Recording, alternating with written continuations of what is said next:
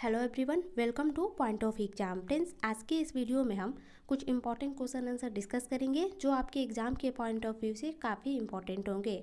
सो आपसे रिक्वेस्ट है कि आप इस वीडियो को स्टार्टिंग से लास्ट तक देखिएगा और ये ज़रूर मिलाइएगा कि कितने प्रश्नों का आंसर आपको पहले से पता था।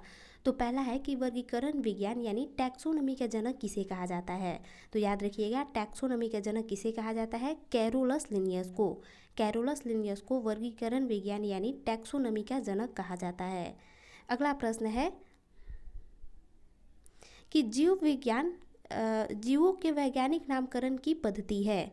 चार ऑप्शन दिए गए हैं आपके सामने, आपको बताना है कि जीवों के वैज्ञानिक नामकरण की पद्धति क्या कहलाती है। तो क्या कहलाती है? ये कहलाती है द्विनाम पद्धति, यानी जिनका भी ऑप्शन नंबर ए है बिल्कुल राइट आंसर है। जीवों के वैज्ञानिक नामकरण की पद्धति कौन सी है, उसका नाम क्या है? तो द्विनाम पद्धति, यानी जिनका भी ऑप्शन नंबर ए है बिल्कुल राइट आंसर है। अगला है मानव का वैज्ञानिक नाम क्या है। चार ऑप्शन दिए गए हैं, आपको बताना है कि मानव का वैज्ञानिक नाम क्या है। तो याद रखिएगा, ये तो आपको पता ही होगा, बहुत ही इंपॉर्टेंट है, बहुत ही सिंपल सा प्रश्न है। तो मानव का वैज्ञानिक नाम है होमो सेपियंस। होमो सेपियंस नाम है मानव का वैज्ञानिक नाम। बहुत ही ईजी सा, ये तो आपको पता ही होगा कि मानव का वैज्ञानिक नाम है होमो सेपियंस। अगला प्रश्न है कि जीवों के वर्गीकरण की आधुनिक प्रणाली में सबसे छोटी इकाई कौन सी है। चार ऑप्शन दिए गए हैं आपके सामने, आपको बताना है कि जीवों के वर्गीकरण की आधुनिक प्रणाली में सबसे छोटी इकाई कौन सी है। तो सबसे छोटी इकाई है ऑप्शन नंबर सी, यानी जाति, यानी जिनका भी ऑप्शन नंबर सी है बिल्कुल राइट आंसर है। जीवों के वर्गीकरण की आधुनिक प्रणाली में सबसे छोटी इकाई है जाति। अगला प्रश्न है कि पांच जगत वर्गीकरण प्रणाली किसने प्रस्तुत की। चार ऑप्शन दिए गए हैं आपके सामने, आपको बताना है कि पांच जगत वर्गीकरण प्रणाली किसने प्रस्तुत की। तो किसने प्रस्तुत की? तो ये आपको पता होगा, आर.एस. विटेकर ने। आर.एस. विटेकर ने पांच जगत वर्गीकरण प्रणाली शुरू की थी, आर.एस. विटेकर ने, यानी जिनका भी ऑप्शन नंबर बी है बिल्कुल राइट आंसर है। पांच जगत वर्गीकरण प्रणाली किसने प्रस्तुत की? तो आर.एस. विटेकर ने। अगला कि अब तक खोजी गई सबसे छोटी जीवाणु कोशिकाएं है। चार ऑप्शन दिए गए आपके सामने, आपको बताना है कि अब तक खोजी गई सबसे छोटी जीवाणु कोशिकाएं कौन सी है। तो कौन सी है? माइकोप्लाज्मा। याद रखिएगा, माइकोप्लाज्मा। अगला प्रश्न है कि जीवन की मूलभूत इकाई क्या है। चार ऑप्शन दिए गए हैं, आपको बताना है कि जीवन की मूलभूत इकाई क्या है। तो याद रखिएगा, जीवन की मूलभूत इकाई है कोशिका, यानी जिनका भी ऑप्शन नंबर सी है बिल्कुल राइट आंसर है। जीवन की मूलभूत इकाई है कोशिका। अगला प्रश्न है तपेदिक नामक रोग किस जीव के कारण होता है। चार ऑप्शन दिए गए हैं आपके सामने, आपको बताना है कि जो ट्यूबरक्लोसिस टीबी होता है वो किस जीव के कारण होता है। तो किस जीव के कारण होता है? माइको बैक्टीरियम, यानी जिनका भी ऑप्शन नंबर बी है बिल्कुल राइट आंसर है। तपेदिक यानी जो टीबी होता है, ट्यूबरक्लोसिस जो होता है वो किस जो रोग होता है वो किस जीव के कारण होता है? तो माइको बैक्टीरियम। जीवाणु की खोज किसने की? जीवाणु की खोज किसने की? चार ऑप्शन दिए गए आपके सामने, आपको बताना है कि जीवाणु की खोज किसने की। तो याद रखिएगा, जीवाणु की खोज की थी ल्यूमेन हॉक ने, यानी जिनका भी ऑप्शन नंबर सी है बिल्कुल राइट आंसर है। जीवाणु की खोज किसने की? तो जीवाणु की खोज ल्यूमेन हॉक ने की। विषाणु की खोज किसने की? आपको बताना है कि विषाणु की खोज किसने की। तो याद रखिएगा, विषाणु की खोज किसने की? इवानोवस्की ने। इवानोवस्की ने की थी जीवाणु की खोज, यानी जिनका भी ऑप्शन नंबर ए है बिल्कुल राइट आंसर है।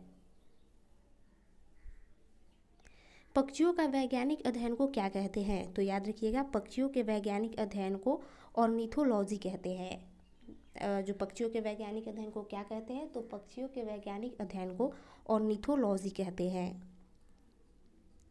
सबसे बड़ी कोशिका कौन सी है। तो सबसे बड़ी कोशिका है शुतुरमुर्ग का अंडा। याद रखिएगा, सबसे बड़ी कोशिका है शुतुरमुर्ग का अंडा, यानी जिनका भी ऑप्शन नंबर बी है बिल्कुल राइट आंसर है। मानव शरीर में सर्वाधिक कौन सा तत्व पाया जाता है। चार ऑप्शन दिए गए हैं, आपको बताना है कि मानव शरीर में सर्वाधिक कौन सा तत्व पाया जाता है। तो कौन सा तत्व पाया जाता है? ऑक्सीजन, यानी जिनका भी ऑप्शन नंबर ए है बिल्कुल राइट आंसर है। मानव शरीर में सर्वाधिक कौन सा तत्व पाया जाता है? तो मानव शरीर में सर्वाधिक ऑक्सीजन पाया जाता है। बायोडीजल बनाने में किस वनस्पति का प्रयोग किया जाता है? आपको बताना है कि बायोडीजल बनाने में किस वनस्पति का प्रयोग किया जाता है। तो याद रखिएगा, बायोडीजल बनाने में रतनजोत या जैट्रोफा का प्रयोग किया जाता है। बायोडीजल बनाने में किस वनस्पति का प्रयोग किया जाता है? तो याद रखिएगा, बायोडीजल बनाने में रतनजोत या जैट्रोफा का प्रयोग किया जाता है। मानव शरीर की सबसे बड़ी ग्रंथि कौन सी है? तो मानव शरीर की सबसे बड़ी ग्रंथि है यकृत, यानी जिनका भी ऑप्शन नंबर डी है बिल्कुल राइट आंसर है। मानव शरीर की सबसे बड़ी ग्रंथि है यकृत। मानव शरीर की सबसे छोटी ग्रंथि कौन सी है? मानव शरीर की सबसे छोटी ग्रंथि है पीयूष,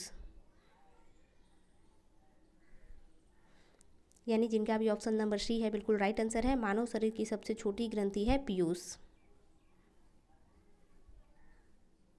तंत्रिका तंत्र की मूल इकाई है? तो याद रखिएगा, तंत्रिका तंत्र की मूल इकाई है न्यूरॉन, यानी जिनका भी ऑप्शन नंबर ए है बिल्कुल राइट आंसर है।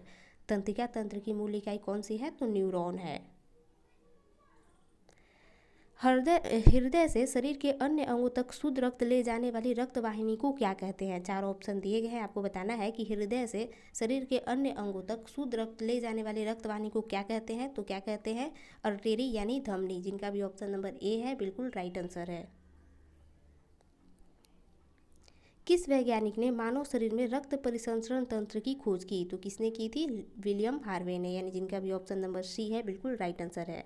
किस वैज्ञानिक ने मानव शरीर में रक्त परिसंचरण तंत्र की खोज की? तो विलियम हार्वे ने। कौन सा पोषक पदार्थ कोशिकाओं की वृद्धि एवं मरम्मत करता है? तो कौन सा? एक है प्रोटीन, यानी जिनका भी ऑप्शन नंबर ए है बिल्कुल राइट आंसर है। एक कार्यशील महिला को प्रतिदिन कितना प्रोटीन लेना चाहिए? कितना प्रोटीन लेना चाहिए? 45 ग्राम, यानी जिनका भी ऑप्शन नंबर डी है बिल्कुल राइट आंसर है। एक कार्यशील महिला को प्रतिदिन कितना प्रोटीन लेना चाहिए? तो 45 ग्राम। गाय के दूध का रंग पीला सफ़ेद किस कारण होता है? तो कैसिन तथा कैरोटीन। जो दूध का रंग पीला होता है वो होता है कैसिन के कारण, और जो सफ़ेद होता है वो होता है कैरोटीन के कारण। लाल सागर को क्या नाम दिया गया है? तो याद रखिएगा, लाल सागर को विशिष्ट शैवालों की उपस्थिति के कारण इसका रंग लाल होता है और इसीलिए इसका नाम लाल सागर पड़ा। कोशिका का सिद्धांत का प्रतिपादन किसके द्वारा किया गया था? तो किसके द्वारा किया गया था? ऑप्शन नंबर सी, स्लाइडेन और स्वान द्वारा। स्पेशल यही लिखा रहता है कि स्लाइडेन और स्वान द्वारा।